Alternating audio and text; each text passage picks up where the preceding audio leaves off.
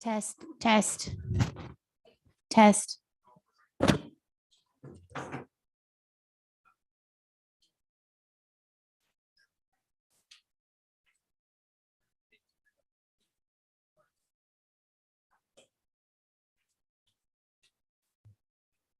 Councilmember Claffey, can you hear us? I can. Can you hear me? Thank you.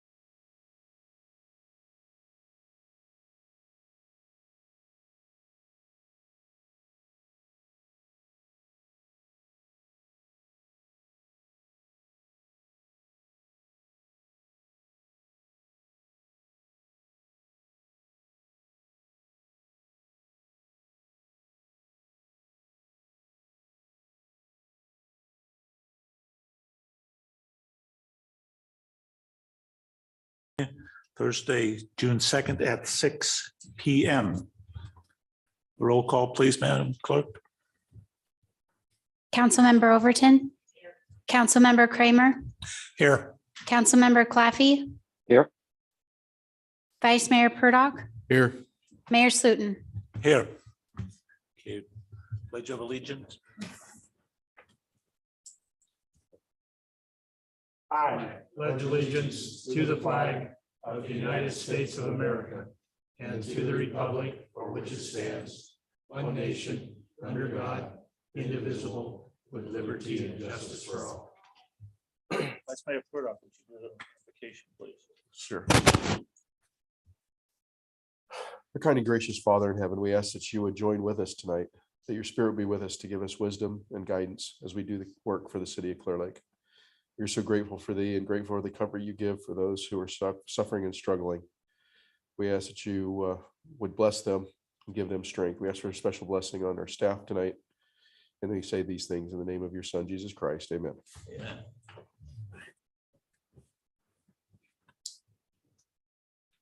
Okay, adoption of the agenda. Any changes to your agenda? Yes, Mr. Mayor, item number 1, we're going to hold that over until the next meeting so Cal OS can be here in person. I didn't see the adoptable dogs in there, so can we substitute that for that? There was some, I believe. I don't think we just do that once a month, so that'll be at the next meeting. Yeah. All right, then we go to presentation regarding Lake County Clean Water Program. Oh, sorry, we need to adopt. Make a motion to adopt the agenda with the removal of item 1. And I'll second that. We have a motion by Vice Mayor Purdock and a second by Councilman Kramer. We'll go to our voting.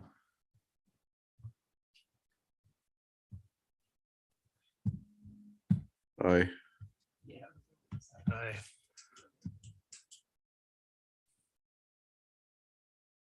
I guess it might be tricky for Councilman Claffey to vote on that. Yeah, we should probably. Can you do it? Okay. Oh, I beat all of you. Oh. You're way ahead of me. I know. All right, let's- I'm just gonna say aye. Okay, Councilwoman Overton says aye. Please tell me the results of the vote, Madam Clerk. Motion passes with unanimous vote of the council. All right, very good. We'll go to presentation regarding the Lake County Clean Water Program and stormwater management in Lake County. Who was going to take this item? Oh, Okay, so we have a few folks on Zoom and then so clerk will add them as panelists and then Ms. Brown and Ms. Clark will add in some information along the way, I think. All right. So please proceed with your presentation.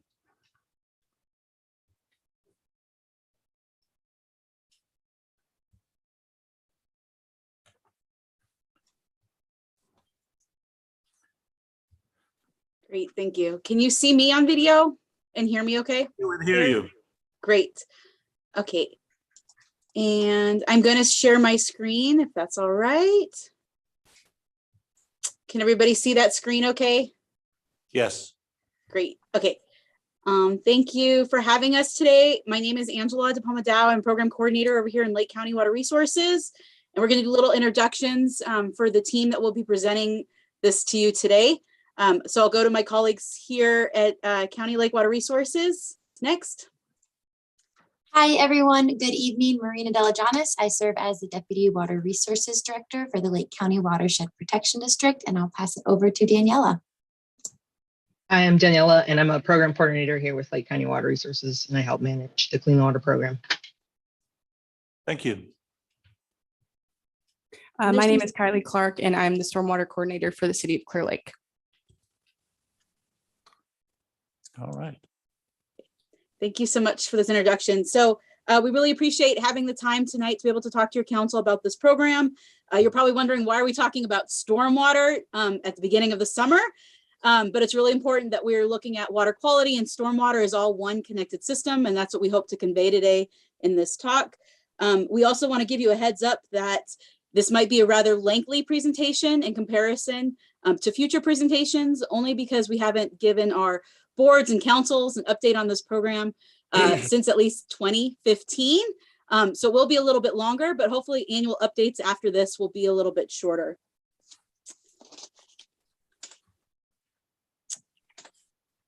Skipping, there we go. Okay, so this is a little outline of what we're going to be talking about today. Some background, particularly talking about stormwater and water quality. We're also going to be talking about how this program is structured. It's a multi-jurisdictional program, some accomplishments, some of the work groups that we've established to be able to accomplish this, this large effort, some funding sources and next steps. We do have question and answer time at the end, but if there's any time there's a question from the council, just please let me know and we can address that throughout the talk. And I will say that stormwater programs, they're federal, state policy, local policy, they have a lot of alphabet soup. So we do have an acronym cheat sheet here. We have provided hard copies. I believe Kylie has provided hard copies to the council and any members in chamber there tonight. And then anybody at home, if you're looking at this, you want to do a screenshot so you have it in case you need to refer to it later. That's a good idea. We'll try to spell everything out, describe what they are, but in case we don't, this is a good tool to have to be able to reference quickly. So first, we're going to talk a little bit about the introduction, the members of this program. So the roles and the responsibilities of the Clean Water Program, it's to provide program management and monitor the overall implementation of stormwater permits, any associated orders and amendments, and also any relevantly local ordinances and codes. The Management Council also makes decisions and provides recommendations to the boards or councils when needed for projects or budgetary spending on this program. So this is like what we do, and the next slide talks about who we are. Yeah, so as Angela mentioned, this is a multi-jurisdictional program. It's the Clean Water Management Council, and we aim to be collaborative, all because we share a receiving water body, which is Clearlake, and its relating tributaries. So you should have the members outlined on your informational handout, but I will go through those members that sit on the Clean Water Management Council right now. I'll start with the primary representative for each entity and then also the secondary alternative. So representing the County of Lake Board of Supervisors, we have Supervisor Eddie E.J. Crandall with the alternative of Supervisor Bruno Sabatier. County of Lake Watershed Protection District, myself, Marina Della Janis as Deputy Director, with the alternate as Director Scott De Leon. For County of Lake Storm Water Coordinator, we have Angela De Palma Dow, who is joining us today, and also Daniela Cazares, who is joining us today. For the Lakeport City Council, we have Maria Turner, who serves as the Chair for the Clean Water Management Council, with Michael Green as the alternate. Lakeport Stormwater Coordinator, we have Bonnie Sharp with the alternate as Jenny Byers. For Clear Lake City Council, we have Joyce Overton, who serves as the Vice Chair for the council, and Russ Kramer as the alternate. And for Clear Lake Stormwater Coordinator, we have Kylie Clark and Adeline Brown. Thanks, Marina. So next we'll talk a little bit about the background of this program. And again, really making those connections that stormwater and water quality are connected here. So stormwater is basically the precipitation or even snowmelt that runs off the landscape and goes to the end water source. For here, it's Clear Lake and then down through Cache Creek and then out through the Delta. And lower parts of the county, it goes into Pewter Creek and down into Lake Berryessa. This water is usually not treated, so it doesn't go to a water treatment plant. It picks up any pollutants, pollution, contaminants along the way and takes that to our water bodies. And then stormwater does flow through both built and natural infrastructures. And again, it can contain things that could be harmful for our waterways. And it is the main contributor to poor water quality conditions in some of our lakes and streams. Stormwater management is the structures that we have in place to kind of help abate some of that stormwater, some of those pollutants and contaminants before it runs into our water bodies. There's two different types of stormwater management, structural and source. Structural is just like it sounds. It's the structures that we have on the landscape, like filtering or bioretention that can treat stormwater on its pathway down into a water body. These are parts of what's called BMPs or best management practices. And there's some more examples of these in your informational handout. And just know that BMPs aren't all created equal. Some, especially for our area, are a lot better than others, especially for nutrient retention, which is something that we deal with our lake and all of our cyanobacteria and algae blooms. The other type of stormwater management is source control. this can be outreach and education. So preventing pollution from getting started, from impacting our stormwater at the source. And also the policies and procedures that guide these things. How we plan these structures, how we plan these source controls are all things that can help reduce impacts of stormwater quality. And a lot of this is rooted in the Clean Water Act from 1972. They just did a big review of this act and found that it is working. National policies do work, and they trickle down and work in locally too. The Clean Water Act is a federal act that actually then directs the state stormwater permits, of which we are a co-permittee with the city of Clearlake and the city of Lakeport. And the Clean Water Program manages and complies with all of our stormwater permits and Clean Water Act. So the Clean Water Act actually is cleaning water. Some caveats to that. The review found it is very, very expensive. There have been some grants and funding that has come down that kind of evens out that cost benefit ratio. But they did conclude that more investment in Clean Water Act programs and projects is going to lead to overall benefits to better water quality. However, since 1972, there's been less pollution, more fishable miles of streams is how they've measured that, even though there's a lot of more work to do. About 50% of streams and lakes out there are still polluted. The graphs on the right here are from that review, and you can see the years on the bottom axis and the streams, number of streams on the Y. On the top one, this shows the number of streams that are not swimmable have declined since the Clean Water Act has been in place. And then also total suspended solids, which is the amount of materials that are found in waterways, have also declined since Clean Water Act. Some of these declines you can see started before the Clean Water Act went into place. And that's because there were some other policies at a national and some state levels before the Clean Water Act actually started. It started improving some waterways. So as Angela mentioned, our Clean Water Act was a federal snapshot. We do have some local policies too that work in tandem. And for example, we have our Middle Creek Restoration Project. So this project is located on the northern part of our lake in the area of Upper Lake. And once this project is completed, it will be improve an estimated of 40% of the nutrient impact of the natural, agricultural, and urban stormwater through a recreated wetland. This project will reclaim those levees, restore it back to wetland. I'm going to pass it over to Angela to elaborate a little bit more on the importance of not only our local projects, such as the Middle Creek Restoration Project, but why these two go in tandem to improve our water quality throughout the watershed. Thanks, Marina. Yeah, so the Middle Creek area you can see is relatively small when you look at the whole entire watershed. The rest of those inputs from the watershed are coming from stormwater and other sorts of inputs from urban areas and from rural areas. And this is very well established in the literature that stormwater impacts water quality, particularly when you're looking at blooms like cyanobacteria. And then we are a drinking water source too, which also comes up. Stormwater impacts can impact drinking water treatments. So urban unincorporated areas will address the remainder of those nutrient reductions that aren't being met by the Middle Creek project. So it's important for us to manage stormwater around the rest of the lake in the watershed. And again, there's been case studies, not just within the state, but within other counties in the state that have demonstrated that stormwater efforts have improved water quality in receiving lakes and streams. And again, we're very unique in that our main receiving water body is a drinking water source. And we pay some of the highest treatment costs in the state for our drinking water. And a lot of that is due to our water quality, the amount of materials that's in our water. And this is a burden both to our consumers and the county overall. And anything we can do to improve water quality, like better stormwater management, can help improve some of those treatment costs. The next we'll go into the Clean Water Program structure and some of the Clean Water Program accomplishments. And this photo here is a picture of a lakeside park. This is County Lakeside Park. And this is very appropriate for this section because one of our work groups or parks are part of our stormwater permit. So proper maintenance, like cleaning up after your pets, making sure trash is picked up after guests use the park. All of those things are part of our stormwater requirements, particularly for parks that are adjacent to waterways like this.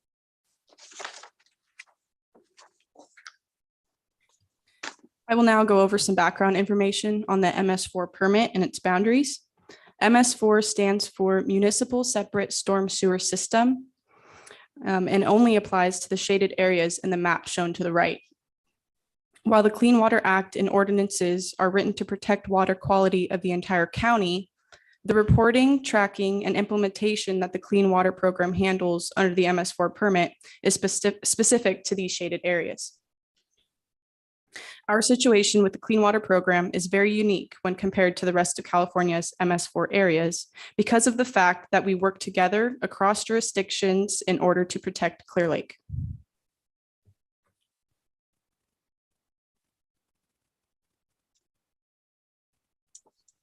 So some of the accomplishments the work group has attained, again, this is a multi-year report to you guys at the council tonight. So from 2019 to 2021, we have renewed an expired agreement. Our current agreement expired, I believe, in 2015. So we renewed that with all of the co-permittees. We also created and improved some bylaws, and we also completed a trash implementation plan. And this was a state order that was given to us in 2017. And that plan cover sheet is here on the right on the top. In 2020, we entered a cost share agreement to meet some Tmdl compliance, which was also a state order. And we had help with the contractor at EOA.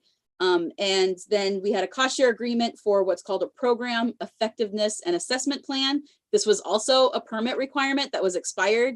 And we have completed the second one, the Tmdl compliance. Shout out to Lakeport and Clearlake. You guys are on your way to being 100% compliant and meeting that. And the county still has a little bit more work to do on that Tmdl order. In 2021, we had a cost share agreement to conduct some Ms4 Urban Monitoring around the county. So we had 9 urban sites within county jurisdictions, 1 site at Lakeport and 1 site at Clearlake. And we successfully were able to monitor about 4 storm events this year, even though this year had relatively low number of events. And we also had a cost share agreement to conduct another order on this permit, which is for pyrethroid monitoring. Pyrethroids are urban pesticides that people usually use around their house or in their homes to prevent pests. And we have that program for 4 urban sites, including 1 in city of Clearlake. And then we also had some good accomplishments with some funding. So we got approved $1.9 million from the Blue Ribbon Committee for the rehabilitation of Clearlake. We were awarded and approved $706,000 of those funds right away. They're in contract right now. And those can be used by the jurisdictions of Lakeport and city of Clearlake to do trash implementation for our trash plan. So if you guys want to host some cleanup days, if there's illegal dumps going on, all these funds can be used for those kinds of things. We are waiting for additional funds, the remainder $1 million from the Blue Ribbon Committee that'll be part of the governor's budget approval in May of next year. And this breaks down to some infrastructure assessment improvement surveys, some program and protocol improvements, a good portion for outreach and education, and then general managing of that program. So a good bunch of funds that we haven't seen in this program for all of the jurisdictions to utilize to improve overall stormwater management. And then we all put together a letter of support for a stormwater program coordinator. It takes a lot to manage this program. We don't have a designated staff to do this, especially for all the partners. And we got that approved, and we're currently moving forward with figuring out a contractor to hire for this position. The next, we'll talk about the work group. So this is a huge program. The work groups kind of split it up a little bit, and then the accomplishments for each of those work groups. Now I put this photo here. This is one of our work groups in action, the Illicit Discharge Detection Elimination System. So we got a report of paint down a storm drain, and we went out, investigated, and what this is basically the insides of a boom material that are put in the bottom of the storm drain to soak up all the paint so it won't go out into the drain and down into Clearlake when any rains or water go into the drain. So this is what our staff did with the report of some paint in a storm drain, which is part of one of our work groups. This chart represents the structure of the Clean Water Program. At the top, we have the council, which meets once every quarter. Then we have the program broken up into sections dependent on requirements that we need to meet with the MS4 permit, which includes public education and outreach program, illegal discharge detection and elimination, construction site stormwater runoff control, post-construction stormwater management, pollution prevention, and good housekeeping for municipal operations, total maximum daily load, and program effectiveness assessment and improvement plan. And then also with all of those is public participation and involvement. Along with the permit, there have been additional components added on since 2017, including the trash plan order. In 2018 was the additional TMDL orders and requirements. And then in 2019, the pesticide pyrethroid monitoring order was added on. Thanks, Kylie. So the first work group we're going to talk about is the Public Education Outreach Program or Public Involvement Program, which met over 10 times between 2020 and 2021. We have about 48 members on each of these meetings that include participants from county, City of Clearlake, City of Lakeport, as well as several citizens. We've also had tribal involvement on this work group. We've created things like some informational brochures, both in digital format and in hard format. We have digital PSAs like the one on the right that went out to folks talking about trash in the streets leads to the creeks into Clearlake. And then people can click on that and get more information about stormwater. We have a drain marking campaign, which we gave some drain markers to the City of Clearlake. And so you guys can go out, or you have gone out and put out drain markers on some of your drains, marking them. They say things like no dumping, or drains lead to creeks or lead to the lake. We do have an online story map. So this is on our Clean Water Program webpage under community involvement. And you scroll on the left side of the page and it gives you information about stormwater. It's a great resource, a learning tool for students or anybody that's interested in water quality impacts. We did create a video PSA. Also, it's about 1:22 long, and it goes through a little introduction about stormwater. Oh, this one was mine. Okay. Construction Pecan work group. So this is for the construction during when there's a construction project going on and they're building something. Post-construction is the design of that construction. So how is the construction being smart for stormwater and runoff? And this work group met 4 times virtually since 2020, about 4 to 6 members, including stormwater coordinators from all jurisdictions and some citizens, particularly some construction plan draftsmen that want to be aware of what things they need to include in their construction plans. Some of the accomplishments were creation of some educational flyers like illicit discharge detection flyer. The review initiated the redraft of the low impact development plan, which City of Clearlake has adopted, and we're still developing for Lakeport and the county. Review of stormwater policies for staff and construction communities, and then review and participation in trainings. And then some of the current progress plans for that are continuing to update stormwater policies for staff at jurisdictions and for having that information available for the construction community so they're aware of current permits and what they need to be doing. And then creating post-construction guidelines, again, for stormwater development plans, and then creating handouts to go with all of this so it's easy, user-friendly. And there is currently no established funding at this time, so people attend based on internal funds, and it's coordinated by the City of Lakeport's stormwater coordinator.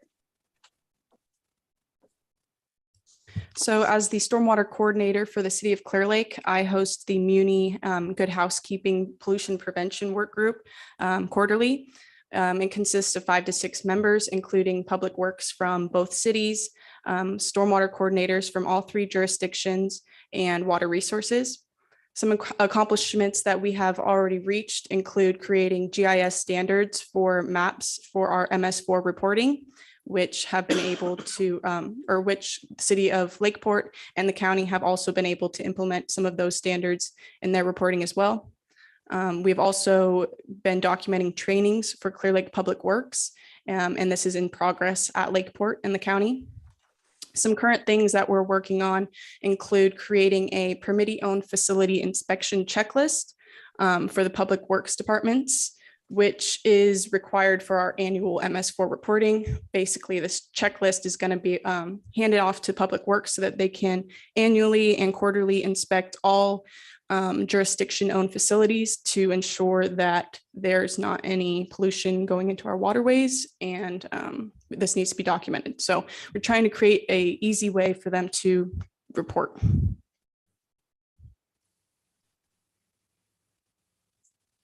So I host the IDDE work group, and we meet about 6 times per year since 2020, and we've met virtually. This work group is hosted the first Wednesday of every other month, and we have about 6 to 7 members made up of representatives from Public Works from the City of Lakeport and City of Clearlake, as well as some tribal EPA representatives, and then some members of the public also attend. Some accomplishments include that we've coordinated outreach for cleanup events across jurisdictions to prevent illegal discharging into storm drains or onto the lake. And we've also developed a draft IDD guidance plan, which should streamline the process of reporting spills and knowing who to call and contact on where do we clean up those spills. Another big accomplishment is that we secured Blue Ribbon Committee funding for this program's development and sustainability for the next 3 to 5 years. Current progress and project plans include storm drain inventory, updating and standardizing protocols for spill response, and then finalizing and implementing the IDD guidance plan. I also coordinate the trash work group plan, and that has a lot more to do with trash itself.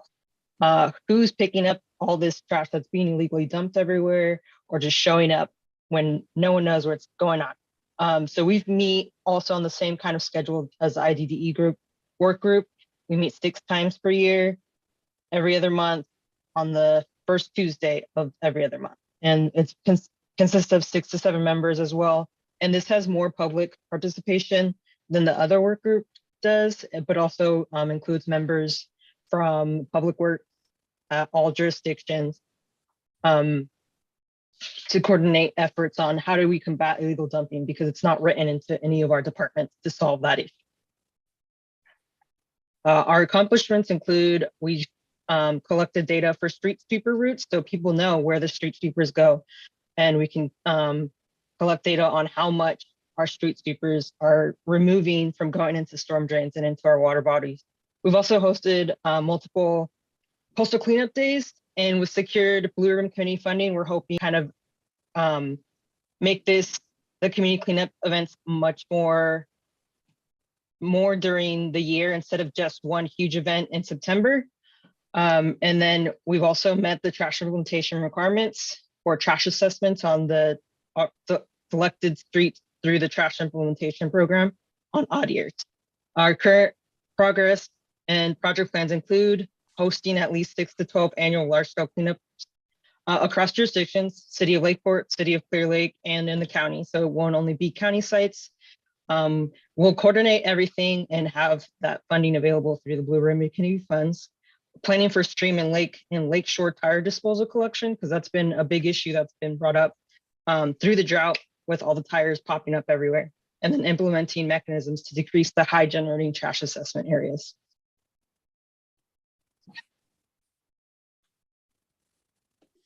And there's some miscellaneous work group accomplishments that we have.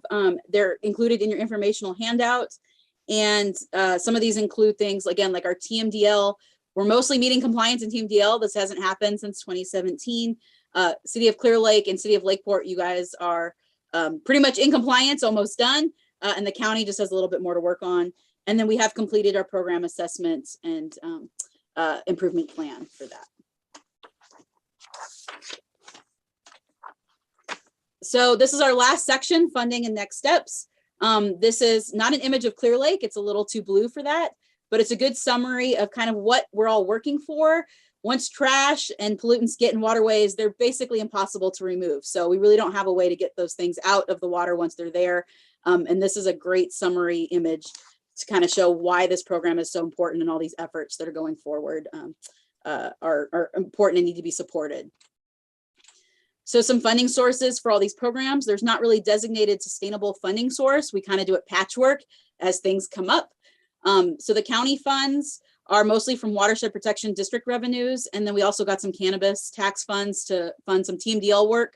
That was very important for us to meet compliance. And the City of Lakeport funds are from their general fund, and City of Clearlake funds are engineering fund source. We have received some grants and have some in progress.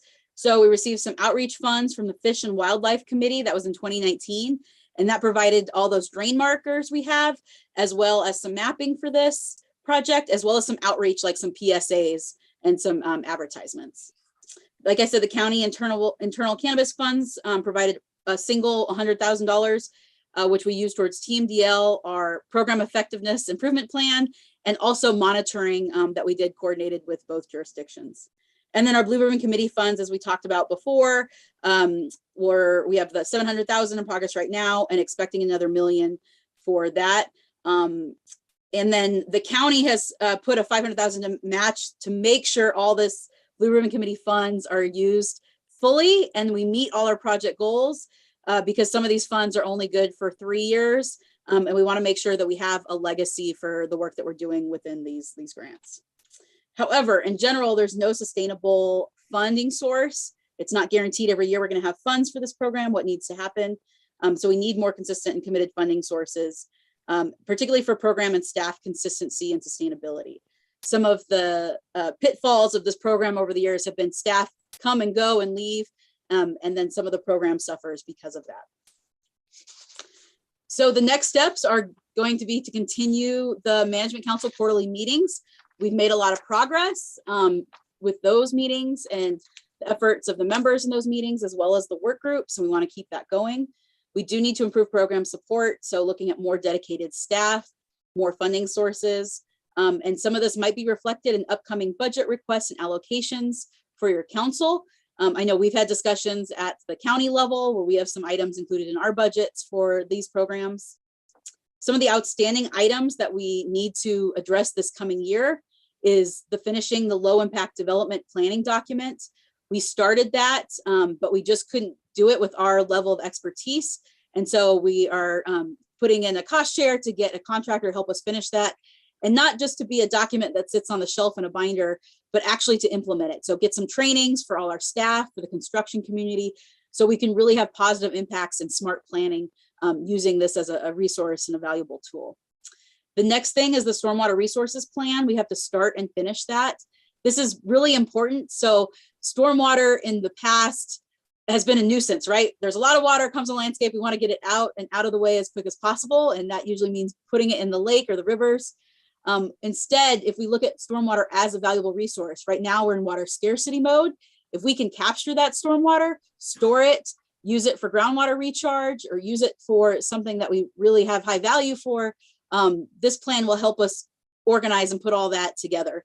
The other reason why this plan is useful is that it enables us to be eligible for state bond funding. So Proposition 1 funds for stormwater projects, we were not eligible to get any of those funds because we did not have a stormwater resources plan in existence. Every other county was able to get stormwater funds and they were able to make this plan.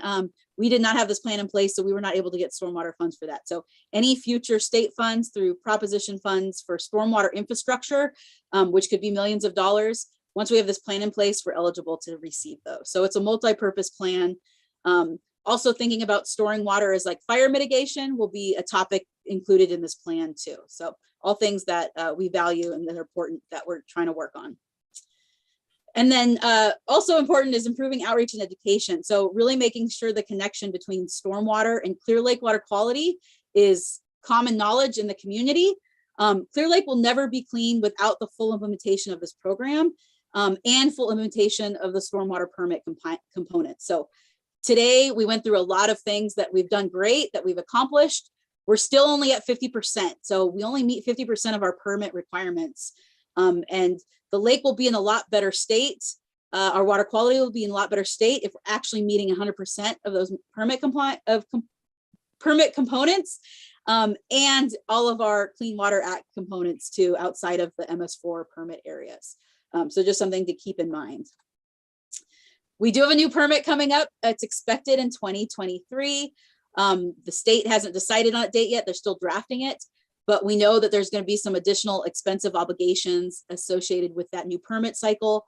So to compound on top of our already being at 50% meeting our permit compliance with those additions that'll be coming up in a few years, we really want to make sure we're investing in this program, maintaining it, keeping it going strong forward so we can meet all these things and see it realized in our water quality. So that is it. Thank you so much. At this time, we can take any questions and answers. We can have a discussion as well. And again, thank you to the board tonight for listening to this presentation and learning about this program. Thank you very much. Do we have any Questions from council? No. Since I have one question. Is Lake Pillsbury, since it's in the county, part of your work? So the question was, is Lake Pillsbury part of this work? So Lake Pillsbury is not part of our MS4. It's not an urban area. So we don't have state permit requirements. However, it's in the county. So if there's any construction being done around it, they're still beholden to like local ordinances, county codes, things like that. It's also a little difficult because it is in a national park area. So there's some federal guidelines for building a national park and things like that. But yeah, we've had code enforcement respond to things up at Lake Pillsbury for like Clean Water Act violations and things like that. So as far as local ordinances, it applies Clean Water Act, just not through the MS4 state permit requirements. And I hope that answered your question. Great. Any other question? Thank you very much for your presentation. This is obviously the lake is a lifeline to our existence here, so we want to make sure that it's clean. Thank you very much for your presentation. All right. Go to item number 3, presentation of a proclamation declaring June 2022 as LGBTQIA+ Pride Month. Whereas our nation was founded on the principles of equal rights for all people, but the fulfillment of this promise has been long in coming for many Americans. Some of our most inspiring moments in our history have risen from the various civil rights movements that have brought one group after another from the margins to the mainstream of American society. And whereas in the movement towards equal rights for lesbian, gay, bisexual, transgender, intersex, and asexual people, a historic turning point occurred on June 28, 1969 in New York City with the onset of the Stonewall riots. During these riots, the LGBTQIA+ citizens rose up and resisted police harassment that arose out of discriminatory criminal laws that have been since declared unconstitutional. In the 4 decades since, civil rights for LGBTQIA+ people have grown substantially, and LGBTQIA+ pride celebrations have taken place around the country every June to commemorate the beginning of the Stonewall riots. And whereas California has been a leader in advancing the civil rights of its LGBTQIA+ citizens, and while further progress is needed, it's important to recognize and celebrate the substantial gains that have been achieved. And the city of Clearlake stands with the LGBTQIA community in its struggles to ensure equal treatment for all and to advocate for all LGBTQIA+ rights as human rights. Now, therefore, the City Council of the City of Clearlake does hereby proclaim June 2022 as LGBTQIA+ Pride Month in Clearlake and advocates for protection for all LGBTQIA+ individuals to make our community a place where all people, regardless of their sexual orientation, gender identity, or gender expression, are treated with dignity and respect. Signed by me today, June 2nd, 2022. And Diane, would you come forward? Very much too, so come on up.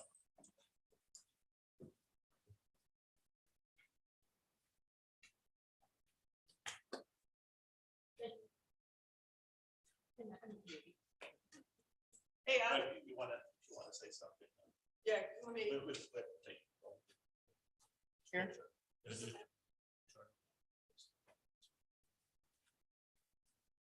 I'd like to thank the City of Clear Lake City Council, and as I look over to my left, I see a line of law enforcement officers. I also like to thank them. They're a big part of this community. They keep us safe. I'd like to see the flag also flying over at the city of Clear Lake. So I would ask the city council to consider that. They did it once before. And, It's at the county. I'd like to see it again. The county Because has one, but we have one. we can come in here and we can accept this document. We can come in here and we can accept this document and we feel seen. But there's a lot of people outside there that aren't in this room that don't realize this is happening. So seeing that flag on the pole shows, inclusion and, Yes, we need to get it done. Thank you, Diane. appreciate it. Thank you, Ann. Thanks for letting me talk. I appreciate it.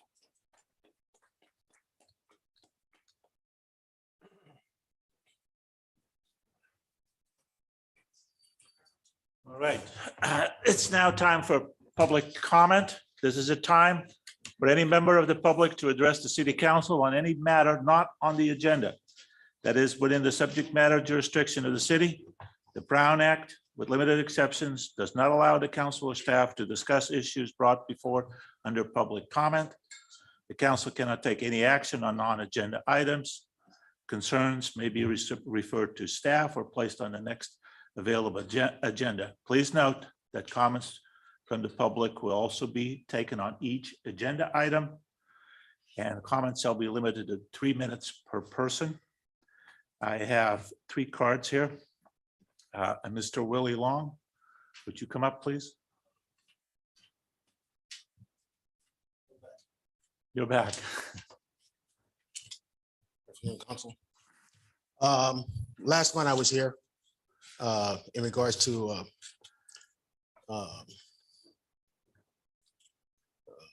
cracks in windows and mud flaps.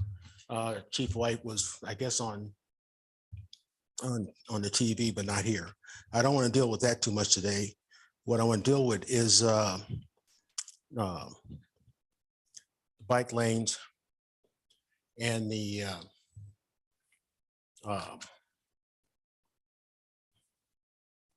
Dam Road and You have Phillips and 40th. huh? Phillips and 40th. Phillips, right. That bike lane runs from Lake and Dam all the way up to 40th. 6 more blocks would have took it to the, as I said before, to the road that goes up to the dump. Well, I live on the most dangerous street there is. I live at 42nd and Phillips. Because we don't have a bike lane on there, or do we have any signs saying bike lanes? I have 4 cars parked right at that intersection going down, 4 cars going up. Because we have trucks with trailers coming from the dumps down there, I can't see. I literally can't see when I hit that intersection. I had to have somebody else wave me into the street coming in here to this meeting today. I think some attention needs to be paid to it. If you guys aren't going to finish paving it and turning it back into a full bike lane, you should at least put some signs up or put signs where they can't block within 100 feet of that intersection so people can see how to safely get out there. Because sooner or later, you can have an injury and or death on your hands because these people do not pay attention when they're coming down, and we shouldn't have to, constantly worry about that. Thank you very much for your comments, sir. I assume that our public works staff will take note of that. Okay, we have 2 other comments. Oh, I'm sorry. Well, it's something we'll talk internally and perhaps review forward to the Traffic Safety Committee. Okay, we have 2 other comments here from Judy Barnes.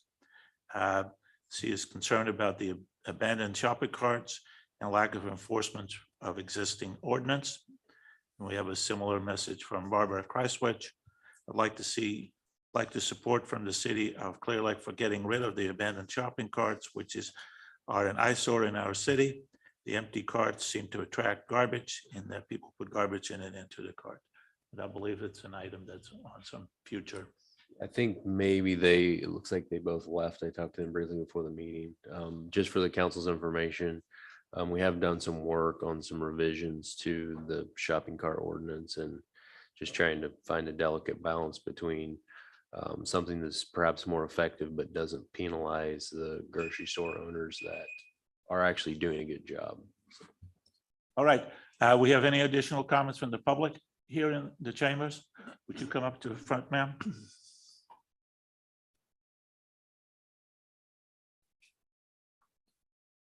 Please state your name. My name is Susie Heidebrecht. And I live on Sunset Avenue. I am a cat rescuer. In the month of May, I have a pack of 3 dogs that have killed 6 of my cats so far. And I'd like to know what I can legally do as a citizen to take care of these dogs. They don't belong to anybody on our street. I don't know what I can do. I went after him this morning at 3 o'clock in the morning and saved one of my cats with a big old shovel. So I didn't know what I could legally do. Perhaps one of the gentlemen behind you, Ms. Hmm? Heidenreich, perhaps one of the gentlemen behind you could address your question privately. Privately. Oh, okay. We cannot act on it, but you can certainly talk to the people from code Okay, so enforcement and animal after- control outside. All right, any more public comment here? If not, is there anyone on Zoom? No, wait, Madam Clerk? wait. We have one more. One more? Oh. There you go, Mr. Officer Scott. Thank you for. Thank you, council members and mayor. We were reported, or my name is Mark Scott. I work with North Bay Animal Services, and we are contracted to provide animal control and some of the shelter services for the city of Clearlake. Recently, we were made aware of a pack of dogs that have been kind of running amok throughout the city, causing much damage to certain individuals. A little of this was difficult to ascertain all the information. Some of it was private social media groups, so it didn't come to us directly. The reports that did come to us directly, we were able to act on. We did have a member of the public follow the dogs to where they belong. We sent our officers there. They were able to identify the owner.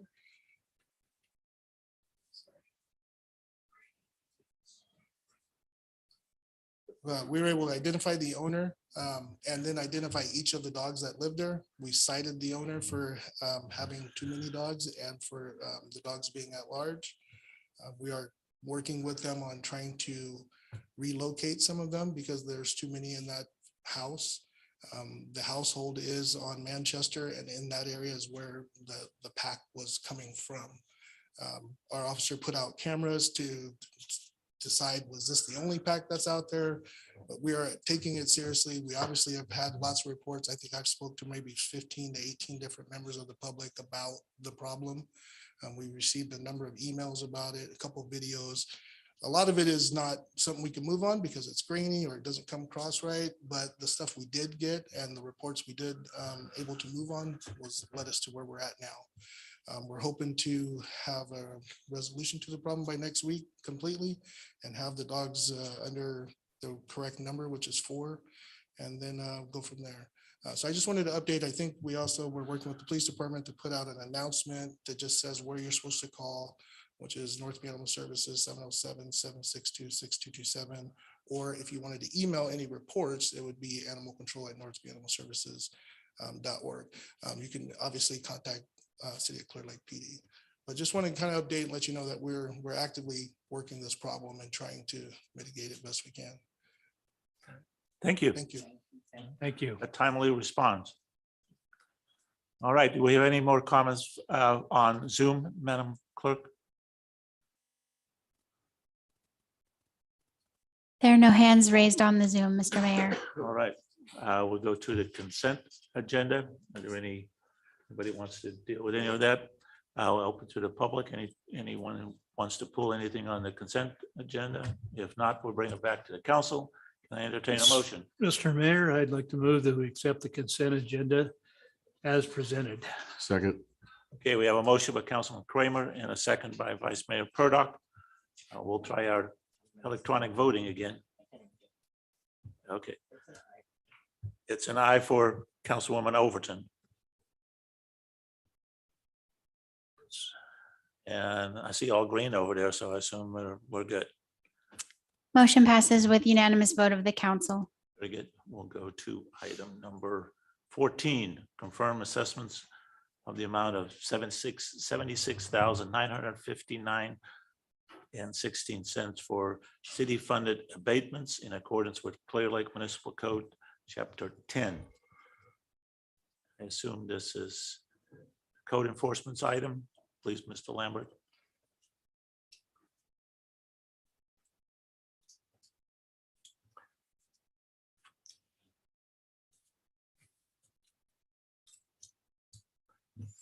All right, good evening, Mr. Mayor and council members. This is a public hearing to confirm assessments for delinquent abatement costs. The purpose of this hearing is to consider and act upon any and all appeals of proposed special assessments. Upon consideration of the evidence and testimony, council may grant the appeal and adopt a resolution to deny or amend the assessment, or deny the appeal and adopt a resolution upholding the assessment for abatement of real property. So pre-hearing information, inspection and abatement warrants were issued by a judge of the Lake County Superior Court for each property. Abatements were completed. Property owners were invoiced for the cost of said abatements. Property owners failed to remit payment for the cost of said abatements. We did get payment on one, which isn't included on here. Attached to the staff report is the proposed resolution confirming assessments and statement of expenses. Staff recommends that council confirms all assessments as proposed. The mayor shall read the resolution by title only. A roll call vote shall follow the reading of the resolution. Council members have been provided copies of the invoices. Any questions from staff? Oh, go ahead, please. So the first property is 3407 Oleander Street.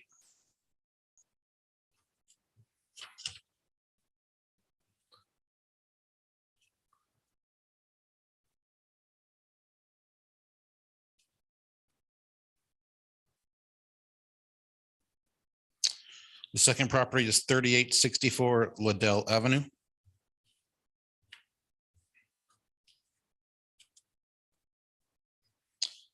Third property is 14514 Emory Avenue.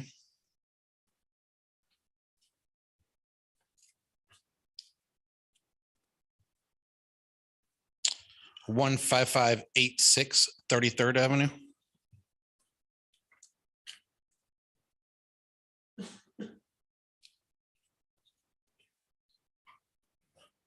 One 5783 40th No, Avenue. ma'am, you can't close the door. Can't close the door, ma'am. Please, ma'am, could you leave the Open door the open, door. please? Thanks. 14220 Pearl Street.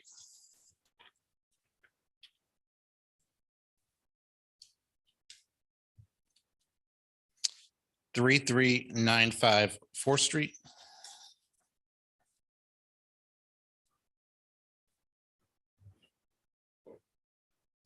One 6092 10th Avenue.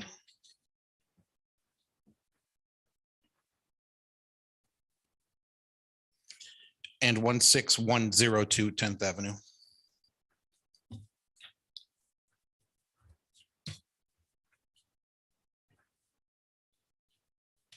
So these are all before and after pictures. Correct.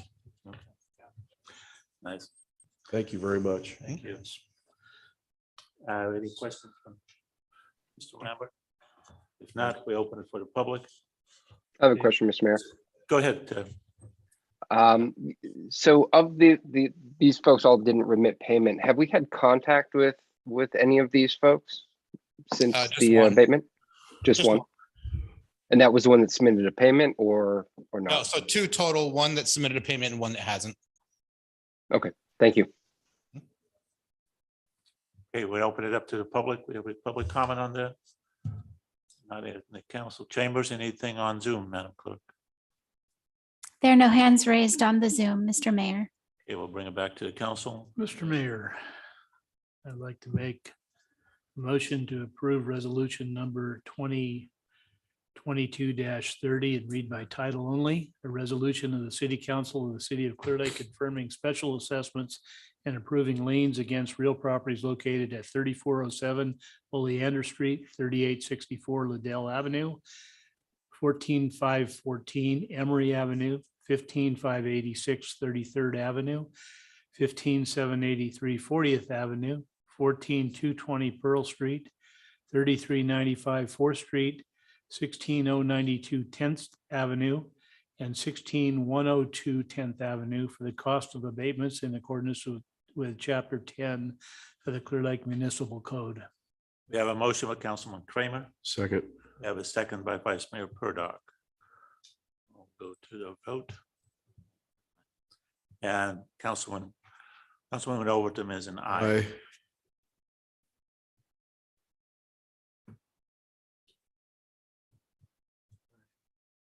Right, so like, what's the result of the vote, Madam Clerk? Motion passes with unanimous vote of the council. Very good. We'll go to item number 15. Yes.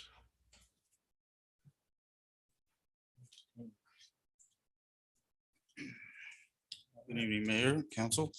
Good evening. So this is a consideration of appeal of abatement order. Purpose of this hearing is consider and act upon an appeal of an issued order to abate. Upon consideration of the evidence and testimony, council may grant or deny the appeal and adopt a resolution confirming said decision. The address is 16036 14th Avenue. On 5/16/2022, an investigation was performed and the illegal outdoor cultivation of marijuana was observed. On 5/19/2022, an order of abate was issued to the property owner and posted on the property. On 5/24/2022, a request for appeal was submitted in a timely manner by the property owner. Council was provided with copies of all the notices and appeal. And there's one of the pictures. Kind of squeezed through the fencing, as it looks like there. All right, we have any questions from council on? By the way, Mr. Claffey, please speak up if I miss you here. All right, if not, I'll open it to the public. Any public comment on this? Not in the council chamber. How about on Zoom, Madam Clerk? There are no hands raised on the Zoom, Mr. Mayor. Okay, we'll bring it back to the council. Mr. Mayor, Is there? Are there any representative of this? If not? Yeah, entertain a motion. Mr. Mayor, I would make the motion to approve resolution number 2022-49, a resolution of the City Council of the City of Clear Lake denying the appeal of an abatement order at real property located at 16036 14th Avenue in accordance with Chapter 18, Article 41 and 42 of the Clear Lake Municipal Code. We have a motion by Councilman Kramer and a second by Councilwoman Overton. Our vote. And Councilman Overton's votes aye. Aye.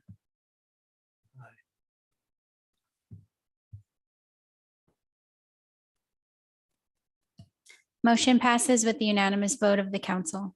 Right, we go to our next item. Thank you. Officers, thank you. Item number 16, purchase of a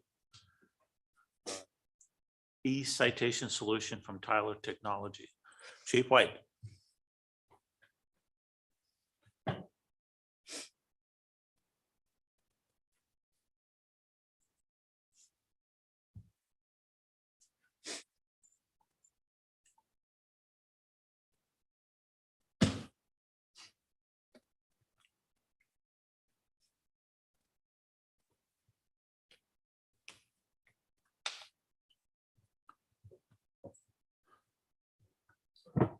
Good evening, Mayor, members of the Good evening, Mayor, members of the council, and apparently this thing doesn't work.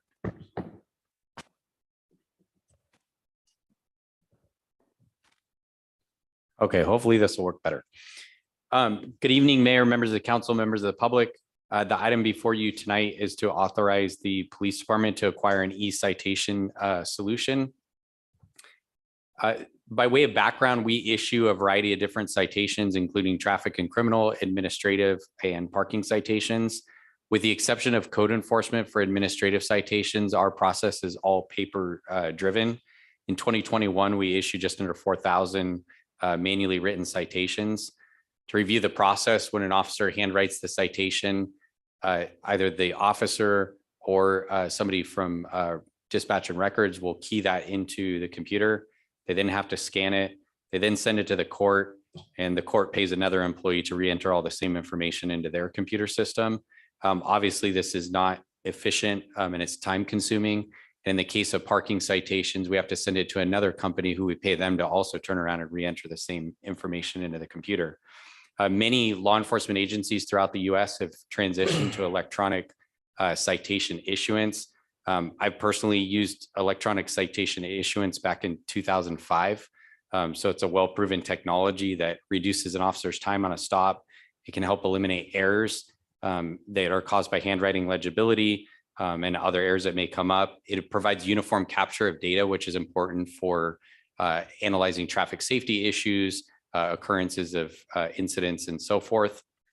And obviously enables a single point of entry and then sending that information out to the different consumers, i.e. our local record system, the court system, our citation processing agency for those. Lake County Superior Court recently upgraded their computer system so that they can accept this electronically, and they've been very supportive of this project with us. In fact, they've already paid for the interface on their end. So we just have to get it on our end and of course the equipment to issue it. The district attorney's office cannot accept electronic transfer at this time, but it's likely that their future system would support it. So for them, we would still issue the citations electronically through the system, but then we would turn around and print it out to paper or send it as a PDF to them. As you all know, we acquired the Tyler Enterprise Resource Planning System that we use in finance and throughout the city. Tyler offers an electronic citation solution that's used by many agencies in the state of California and throughout the US. In fact, I think there's some states that they use it across the entire state, the single state contract. They've provided a proposal for a complete solution for our agency, which includes all the interfacing, the hardware, software, training, et cetera. The cost of the solution is $55,144 plus tax.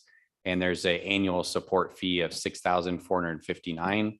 At year 3, we've negotiated an annual fee that would be subject to a max 3% escalator. If you look at the CPI increase, that's probably a good thing to have in there going forward. Your council approved an ordinance amendment which exempts purchases from competitively bid contracts. In this case, we're using the Sourcewell competitively purchase or competitive purchasing contract. Attached in is the copy of the proposal from Tyler Technologies. Just to give you an idea of what it looks like, up on the screen is one of the handheld ruggedized devices that an officer would have, quite similar to a smartphone. Our license also includes 2 smartphone licenses for users who wouldn't need the rugged device. They have a printer that they carry, and essentially when they make contact in the case of, say, a traffic citation, they can take the driver's license. On the back of the driver's license is a 2D code. They can scan it, all the information immediately populates. They choose pick to list items, and then they can gather the violator's signature. They print it out on the little printer, and then from there, everything happens automatically back to all the other systems. So with that, I'd be happy to answer any questions from the council. Any questions from the council here? Councilwoman Overton. So this is just including 2 handheld devices, is that correct? No, there's 2 licenses for using existing smartphones. The rest are actual handheld devices. So the device you see there, the rugged handheld unit, charging cradles, batteries, same thing for the printer. So there's printers and batteries, power adapters, and so forth. And how many of those do we get? I believe that there's 6 of those included. Okay. It sounds like at $16 a pop, that's a pretty good deal to get everything electronically filed. Right. Any more questions from Chief White? We open it to the public. Any public comment on this? If not, we have anybody on Zoom on this item, Madam Clerk? Nope. Okay, we'll bring it back to the council. Mr. Mayor.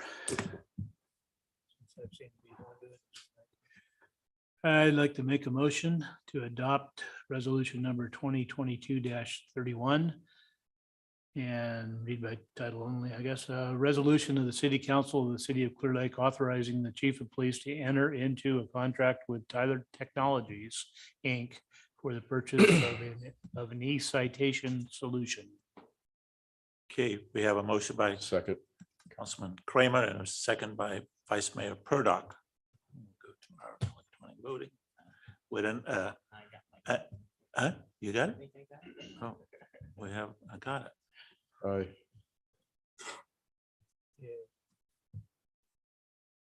There we go. Madam Clerk, what's the result of the vote? Motion passes with unanimous vote of the council. Awesome. We go to our last item.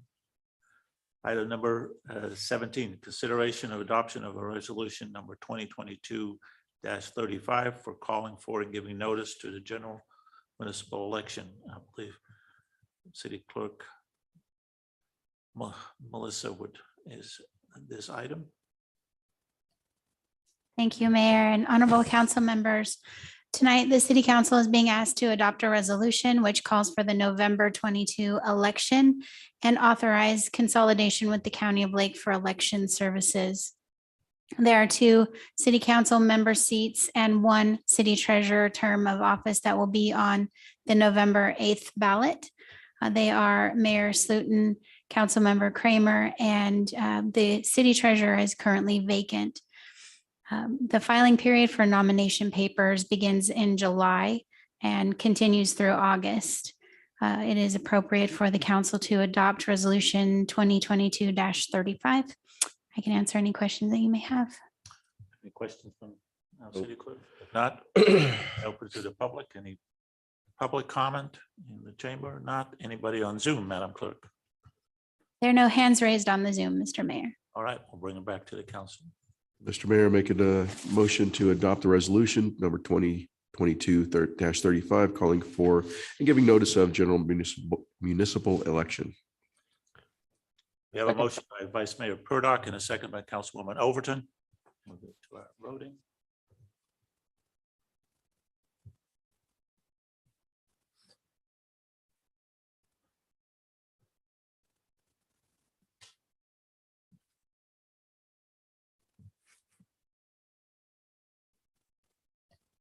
Motion passes with unanimous vote of the council.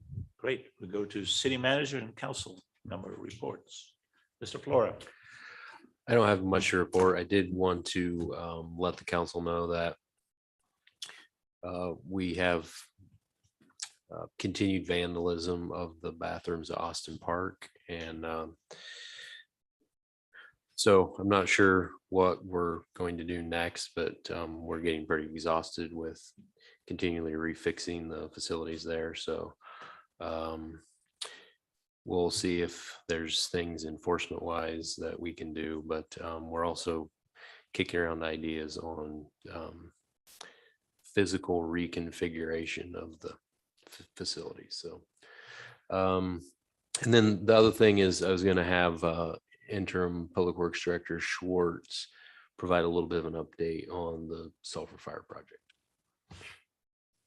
Good evening. Yeah, just a quick update for you. I'll cover a lot of things. If you want to stop me in midstream, feel free. First of all, I'll give you a quick update on the sulfur fire street paving project.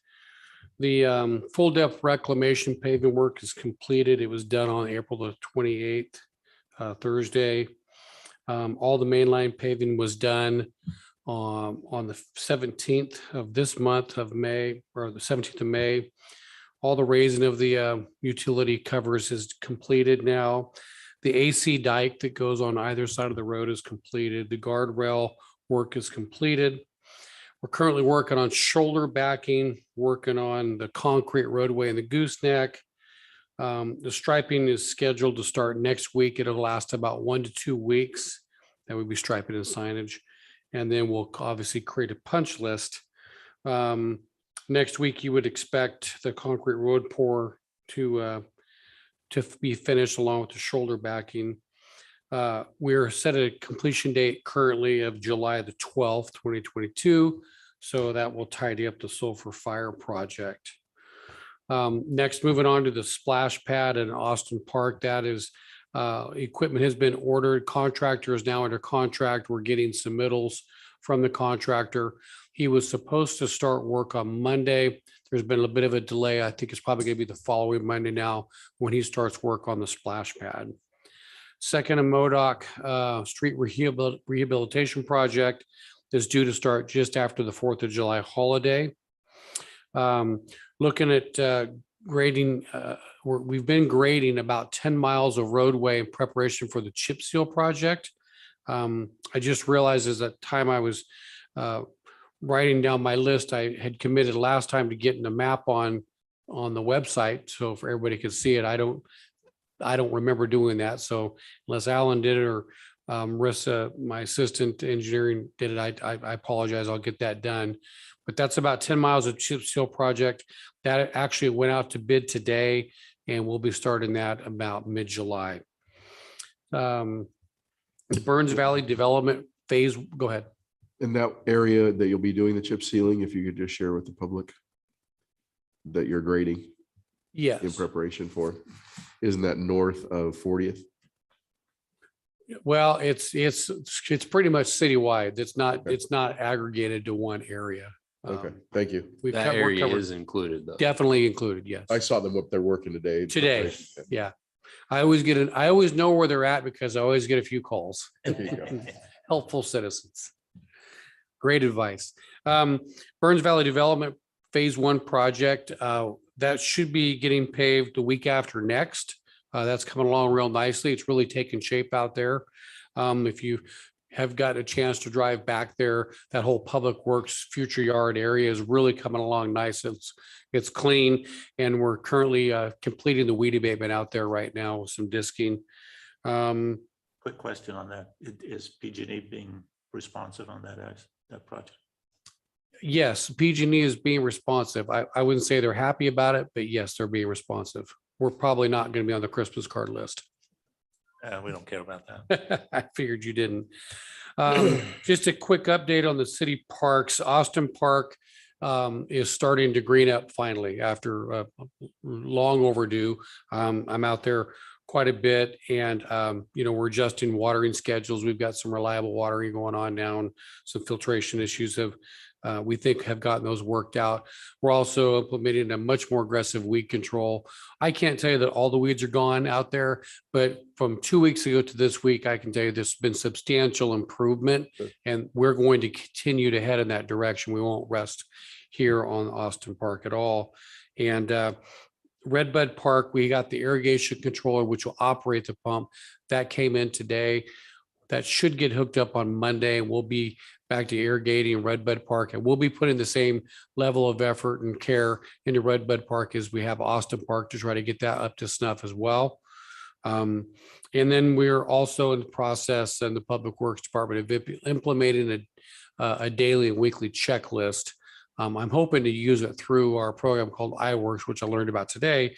But anyway, for some accountability things and to implement a checklist. And I've issued a challenge to the Parks Department and told them the parks are a reflection on them as well as us as staff. And they seem to be very receptive to that. So I'm anxious to see what transpires over the next 30 days as it relates to these parks, which includes the senior center, because I kind of include that with the park stuff. So getting ready for the the parade on the 2nd of July and the concert, kind of coordinating that between the rec department and Public Works Department. It's a pretty big effort, learning about a lot that we could have done a little bit better last year and taking those lessons from last year and implementing them from this year. So hopefully that'll go smoother still yet.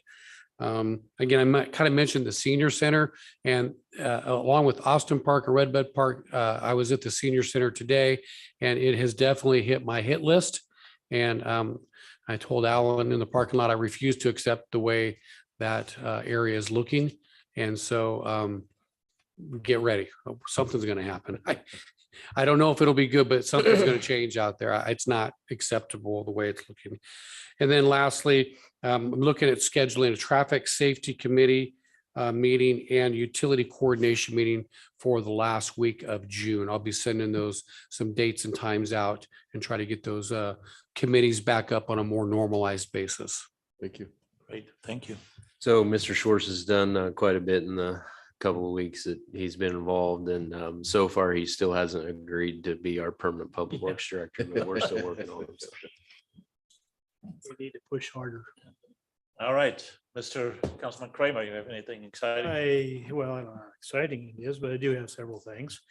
I met last week, Bruno Sabache, Supervisor Sabache, and I met with several citizens out in the Burns Valley area to discuss a water monitoring program, one that would be over a period of time, and hopefully we'll develop some information that would be more valid to address issues in Burns Valley long-term on the water issues. Secondly, I want to thank our Public Works Department, Interim Director Schwartz and Bo for giving us or getting the electric message sign down for our Lord Lake Days celebration, as well as loaning us traffic barriers. I returned the last of those this morning, however, by the way.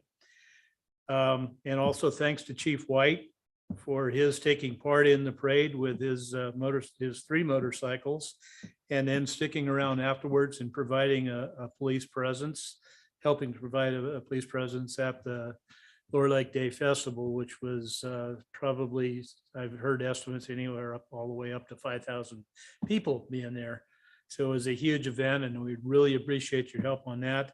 And last but certainly not least, I also want to thank Chief White and his officers for providing a police presence at our schools the day after the tragic shooting in Texas.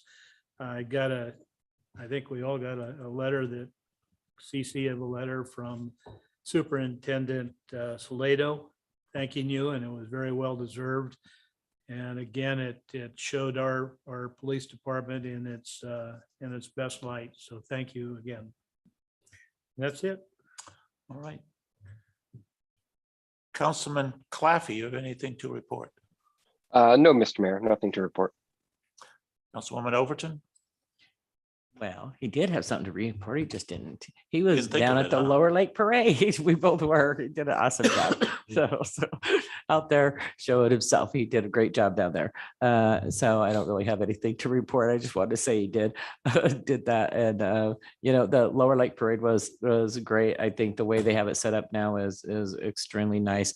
I hope we can start working on doing better with our events here. I think now that we've gotten things in order, I think we're going to see that our events are going to start really popping here too. So, I want the citizens to start looking forward to our events, because they're going to start really looking nice. Thank you for, I'll kiss your feet for the senior center, and I'm there to help you do whatever it is you want. That's my last project. I like to see it done. So, just an announcement that we are doing the senior center is doing the mystery dinner tomorrow night. And we did, unfortunately, David Claffey, of course, we could see is out of town. And so our wonderful Sheriff Brian Martin is stepping in his position. I just want to let you know, David, he did a good job. So he had practice. So, so we're still selling tickets. If anybody would like to go, they can go online and purchase those. Thank you. Vice Mayor Purdock. Well, I apologize for missing the last scheduled council meeting. I had to be out of town for family, but I want to take the chance and opportunity to thank everyone, in particular the city staff, city police department, for their help with the Hope for Health event in Austin Park. It was very well attended by the community. We heard very good things about it, looking at healthier options for our community and hopefully to improve the health overall. It was also a great opportunity to have the Blue Zones kickoff, and again, very well supported, and grateful to Rotary and the Lioness and all the service clubs who participated, in faith group organizations that made that such a success. We did have our LTA and APC meeting, Lake County Transit and Area Planning Council meeting this week. We did approve budgets, and we also approved a bit of a price or a wage hike for the transit drivers. If you're interested in looking for work and you think that would make a good opportunity for you, I'd strongly recommend getting hold of Lake County Transit. They have some really good positions open. And I think that wraps it up for me, Mr. Mayor.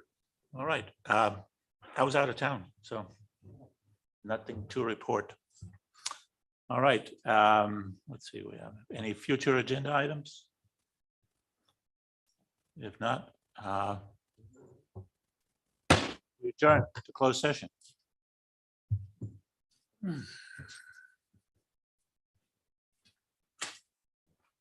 Yeah, I figured I'd leave that one for you. No, you didn't. You forgot. You You forgot. did. Sticking I to know. that, Don't, come on, Kramer. hey, I'm doing your job at the Here we go. other board that we share. Did you have a meeting with the risk authority too or not? The risk